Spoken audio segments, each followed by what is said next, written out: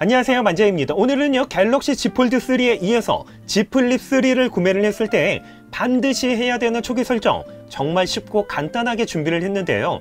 이번 제품은 전작 대비 전면 스크린이 더 커졌기 때문에 활용도가 더 높아졌습니다. 어떻게 하면 200% 더 잘 사용할 수 있는지 지금 바로 시작하겠습니다.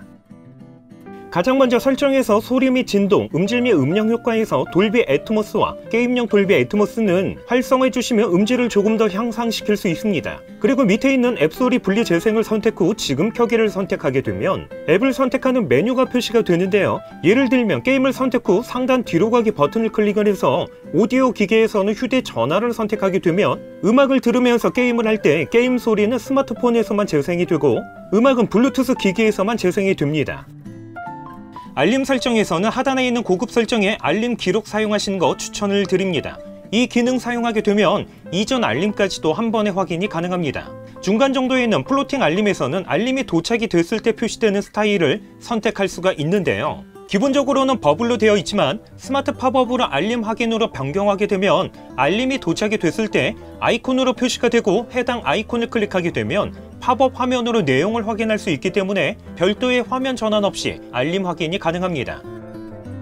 디스플레이에서는 가장 먼저 라이트 모드에서 다크 모드로 변경을 하겠습니다. 다크 모드 사용하게 되면 라이트 모드 대비 배터리 절약과 함께 디스플레이를 볼 때 눈에서 느끼는 피로도 역시 줄일 수가 있기 때문에 사용하시는 거 추천을 드립니다. 부드러운 모션 및 화면 전환에서는 최적화를 선택을 해야만 120Hz를 사용할 수가 있습니다. 스마트폰마다 디스플레이 색감이 조금씩 차이가 발생이 되는데요. 만약 누런 느낌이 있거나 파란 느낌이 있다면 화이트 밸런스를 통해서 사용자에 맞게 디스플레이 색감 변경이 가능합니다. 글자 크기와 스타일에서는 글꼴 변경이 가능한데요. 글꼴 하단에 글꼴 다운로드를 선택하게 되면 무료와 유료 글꼴 중에서 다운로드 및 설치가 가능합니다. 만약 글씨를 조금 더 굵게 보고 싶다면 글자 굵게를 사용하시면 되고 글자 크기를 통해서 원하시는 크기로 변경도 가능합니다. 그리고 하단으로 내려보시면 내비게이션 바가 있는데 만약 하단에 있는 세 가지의 버튼이 표시되는 게 불편하신 경우에는 스와이프 제스처를 선택하게 되면 버튼을 숨길 수가 있습니다.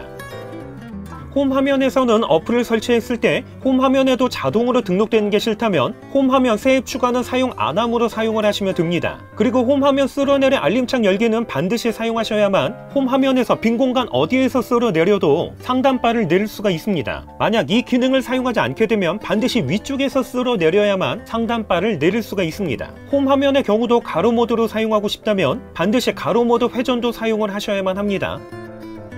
잠금 화면에서는 알림 내용 숨기기 메뉴가 있는데 이 기능을 사용하게 되면 화면이 잠겨있는 상태에서는 단순히 알림에 도착했다는 것만 표시가 되고 알림 내용을 확인하기 위해서는 잠금 화면을 풀어야만 볼 수 있습니다. 커버 화면에서도 알림 내용 숨기기 메뉴를 사용하게 되면 알림이 도착이 됐을 때 단순히 어떤 알림이 도착이 됐는지만 표시가 되는 반면에 이 기능을 사용하지 않게 되면 알림이 도착이 됐을 때 알림 내용까지 모두 확인이 가능합니다. 하단에 있는 바로 가기를 클릭하게 되면 왼쪽 바로 가기와 오른쪽 바로 가기 아이콘을 변경할 수가 있는데요. 저는 왼쪽 바로 가기에는 유튜브 그리고 오른쪽 바로 가기에는 인터넷으로 변경을 했습니다. 이렇게 변경을 하게 되면 잠금 화면에서 왼쪽 아이콘을 드래그 했을 때는 유튜브가 실행이 되고 오른쪽 아이콘을 드래그 했을 때는 인터넷이 실행이 됩니다.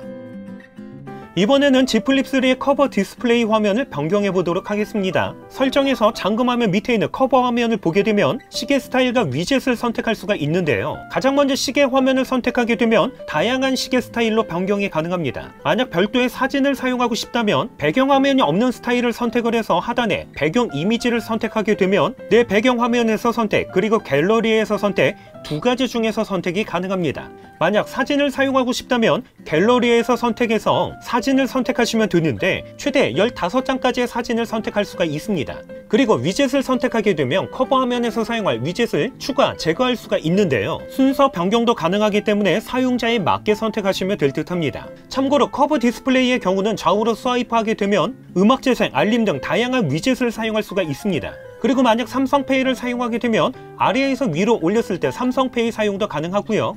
위에서 아래로 내리면 화면 밝기 변경도 가능합니다.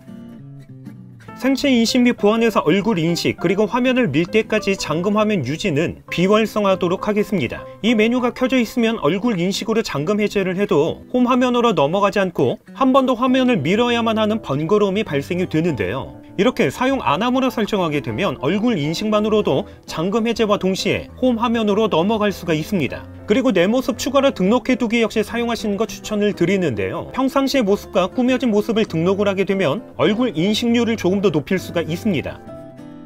만약 갤럭시 탭과 같은 다른 갤럭시 기기를 사용하고 계신다면 다른 기기에서도 전화 문자하기를 사용하게 되면 스마트폰으로 전화나 문자가 왔을 때 해당 기기에서도 전화나 문자를 받을 수가 있습니다. 그리고 다른 기기에서 앱 이어 사용하기 역시 사용하게 되면 플립3에서 사용하던 앱을 다른 갤럭시 기기에서 이어서 사용이 가능합니다. 퀵쉐어 역시 사용하게 되면 다른 갤럭시 기기와 사진이나 동영상, 문서 등의 파일을 쉽게 주고받을 수가 있습니다. 이번 Z 플립3에서 새롭게 추가된 기능이 바로 플렉스 모드인데 화면을 살짝 접었을 때 상단에는 사용 중인 앱이 표시가 되고 하단에는 컨트롤러가 표시가 되는 기능인데요. 유용한 기능에서 실험실 그리고 플렉스 모드 패널을 선택해서 플렉스 모드로 사용하고 싶은 어플을 선택만 해주시면 됩니다. 중간 정도에 있는 측면 버튼 메뉴를 통해서 버튼 설정 변경이 가능한데요. 두 번 누르기에서는 기본적으로 카메라로 되어 있지만 다른 어플로 사용하고 싶다면 앱 열기를 선택을 해서 원하시는 앱을 선택을 하시면 됩니다. 그리고 길게 누르기에서는 기본적으로 빅스비 호출로 되어 있는데 전원 끄기 메뉴로 변경하시는 거 추천을 드립니다.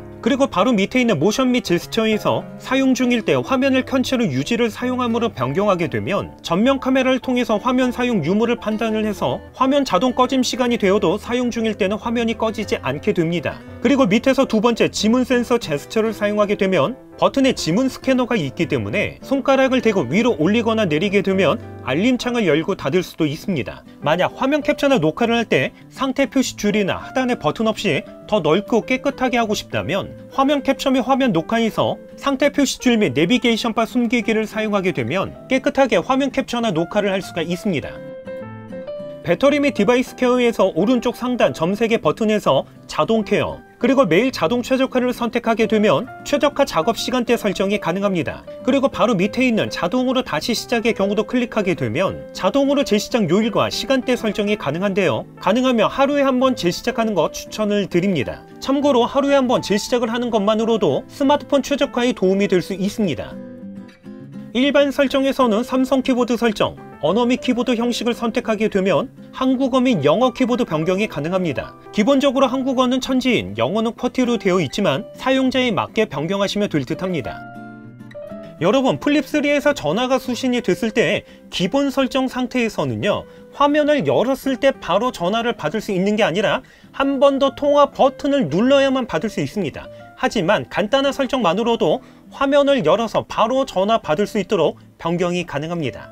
전화에서 오른쪽 상단의 점색의 버튼을 클릭, 하단의 설정에서 전화 받기 및 전화 끊기를 선택하게 되면요, 열어서 전화 받기 메뉴가 있는데요, 이 메뉴를 사용함으로 변경만 하시면 됩니다. 만약 통화 종료 버튼이 아닌 화면을 닫아서 종료하고 싶다면 바로 밑에 있는 닫아서 통화 종료를 사용하시면 됩니다. 홈 화면에서 상단바를 한번 내리게 되면 기본적으로는 화면 밝기 조절 창이 없고 한 번 더 내려야만 표시가 되는데요, 한 번 내렸을 때 표시가 되도록 변경이 가능합니다. 상단바를 내려서 오른쪽 상단 점색의 버튼에서 빠른 설정창 구성을 선택하게 되면 알림 위에 밝기 조절창 표시 메뉴가 있는데 이 메뉴를 사용함으로 변경만 해주시면 됩니다. 플립3를 접은 상태에서 측면 버튼을 두 번 클릭하게 되면 카메라가 실행이 되는데요, 화면을 옆으로 넘기면 동영상, 사진 중에서 선택이 가능하고요, 위에서 아래로 넘기면 화각 선택이 가능합니다. 사진 촬영은 화면을 터치하거나 이렇게 손바닥을 펴서 제스처 인식으로 촬영을 하거나 그리고 측면 볼륨 버튼 클릭을 통해서 촬영이 가능합니다.